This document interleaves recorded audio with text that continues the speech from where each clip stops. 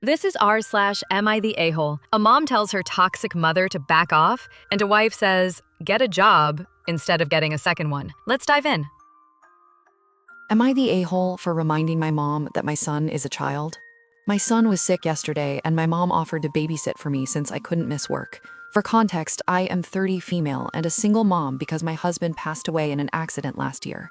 We had 2 kids together, ages 12 and 8, and my 8-year-old has severe ADHD and autism. Being a newly single mom, money has been really tight, and I do get state assistance, but not a lot. My husband didn't have life insurance, so there was no money left to us from him. My mom and sister help me with babysitting if the kids are sick or if there is no school, because I can't afford a sitter. The issue came when I told her I didn't have food to spare right now because I haven't been able to go shopping yet, and to please bring her own food or be prepared to buy herself food because the food I have in the house is strictly for the kids until I can get to the store this weekend. We were all super sick last weekend, and I don't live in a town with a grocery store. The closest one is a 30-minute drive.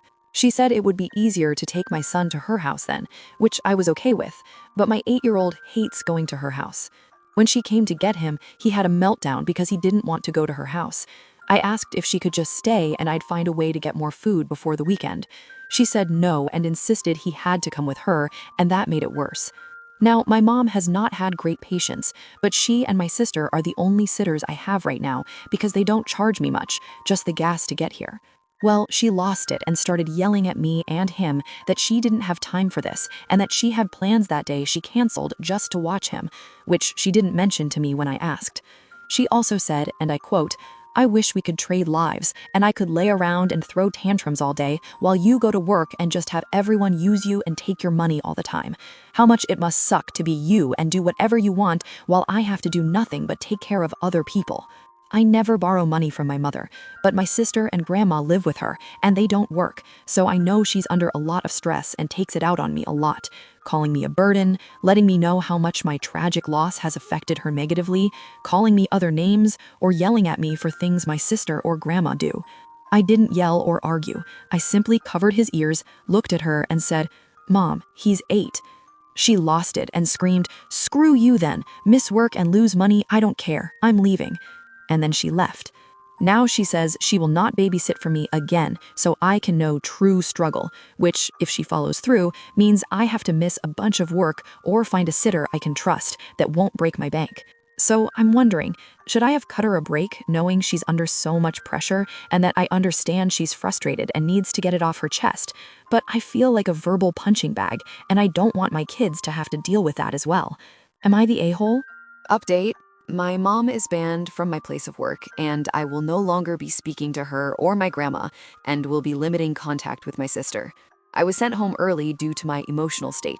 They showed up before my lunch break and demanded to talk to me, and when my boss said no, my mom lost it and started screaming at her so loudly I could hear it down the hall from my classroom. She sent another staff member to get me to try to defuse the situation, but my mom only started screaming at me that I wasted her time and gas because she was going to have to wait around all day for me. I told her I go to lunch at 12:15 p.m. every day, and she showed up at 10:30 a.m., while calling me all sorts of names and cussing with every other word. I asked if we could go outside to talk, and she said that she no longer wants to talk to me, and that she just came because my sister asked her to. I didn't know this. My sister made it seem like it was Mom's idea on the phone. One of my coworkers is going to be retiring a week before Thanksgiving and told me she will watch my kids during school breaks after she retires for the same price I paid my mom, after everyone got to see what my mother was like in person. She said she doesn't feel right having me keep my mom as a sitter after her behavior today, and that she understands how hard being a widow is. She lost her husband when her kids were 10 and 14, but I had no idea until today, since she never shared much about her personal life. We ended up having to talk to the police about my mother because she was refusing to leave, and they came and escorted her off the property. After they left, my sister called me to tell me my mom blocked me on everything and told her she no longer has 2 daughters, just 1, and that my sister is forbidden from coming to see me or watching the kids while she lives with our mother. Luckily, she will be moving in with her fiancé after he gets back from deployment. Thank you for all the advice.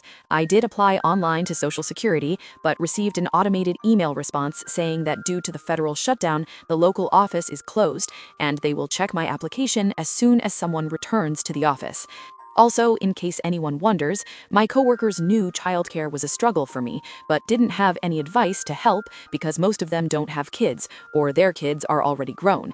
But the lady who offered to help is one of my favorite coworkers, and she has come over to help me make decorations for our classrooms at work, so she knows my kids, and they really seemed to like her whenever she came by to work on things.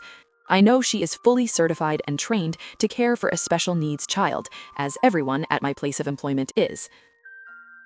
Wow, that was hard to read.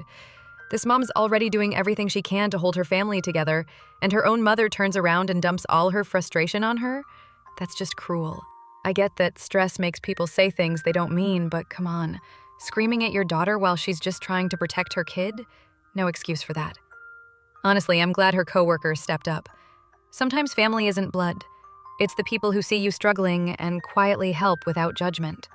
And speaking of unfair expectations, next we've got a husband who wants his wife to work 2 jobs while he does nothing.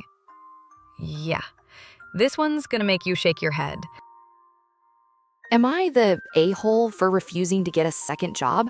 My husband and I both started our own businesses 20 years ago. They were moderately successful in that we weren't rich, but our financial needs had always been met up until the last 5 years. My husband's business is what most would consider a luxury service. When times are tough, people do without said service. My husband tried several things to keep his business afloat, including taking out some loans and making some bad investments that have left us in not the best financial state. At this point, it costs more to operate his business than he is profiting from it. The writing has been on the wall for the past several months, and he's finally agreed it's time to close the doors. Now, I totally understand that this is something upsetting to him. This business was his dream, and you can't just let go of that mentally in a snap, especially not after 20 years. I have been very supportive and let him vent. I have encouraged him to go to therapy, though he has turned me down.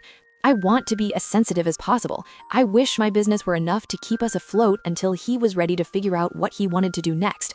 Unfortunately, with all the bills we have, we can't afford for him to sit around and not do anything. Neither of us went to college, which does mean his options are limited. Going back to school isn't financially possible right now, nor does he want to do that. He'd have to have a boss, potentially work weekends and weird hours, all the things you get to avoid when you have your own business of 20 years. I get why this isn't appealing to him, but unfortunately, it's what he has to do. My husband has really pushed back on getting a new job. I've tried to be as sympathetic as possible, but again, we can't afford for him to sit home all day. We've talked about it several times. I show sympathy and empathy. I again tell him to seek therapy. It always ends in an argument where I am told I am being unreasonable. The other day, my sister-in-law, his brother's wife, came over to talk to me. She spoke to me as if I were 5 years old and said I needed to give him a break. She said that I cannot expect him to go back to having a boss after 20 years. She suggested that I get a second job. With the hours I work, I'd never get to see my kids or husband at that point. I said I'm not going to do that. If my business went under, of course I'd go and get a different job, but it is unreasonable for everyone to expect me to work all these hours while my husband does nothing. His help with the housework and the kids has dropped since he had to close the business, so I doubt me working would change that. I'd be working 7 days a week plus all that. My sister-in-law just kept telling me that this is a sacrifice I should be making and that I am being unreasonable. Everyone else seems to agree, including my husband. I feel insane. Am I the a-hole for not wanting to get a second job and expecting him to get one? I'll say it. This woman's husband sounds stuck in pride mode. I get that losing a business hurts, but using that as an excuse to check out completely? Nope. She's out here holding the house, the bills, and her own business together while everyone's telling her to sacrifice more? That's insane. Marriage is supposed to be teamwork, not one person burning out while the other refuses to move. He doesn't need to jump into a dream job. He just needs to show effort. She's absolutely not the a-hole for saying no. He needs to step up, not sit out. So what do you think? Is she right to draw the line, or should she give him a break? Tell me in the comments. I'd love to hear your take. And that wraps up today's r/am I the a-hole.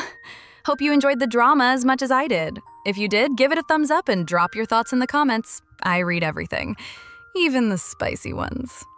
And hey, if you haven't subscribed yet, what are you waiting for?